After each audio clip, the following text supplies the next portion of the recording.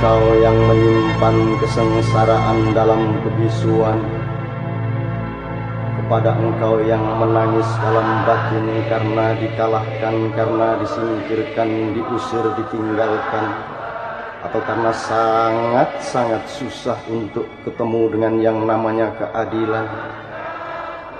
Aku ingin bertamu ke lubuk hatimu, saudara-saudaraku, untuk mengajakmu istirahat sejenak, mengendapkan hati dan bernyanyi, mengendapkan hati dan bernyanyi.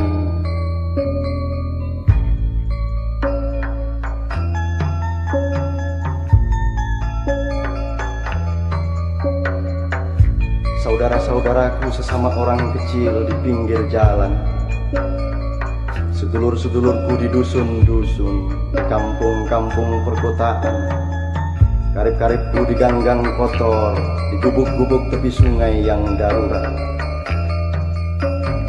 Atau mungkin saudara-saudaraku di rumah-rumah besar, di kantor-kantor mewah, namun memendam semacam keperihan diam-diam. Aku ajak engkau semua, sahabat-sahabatku, saudara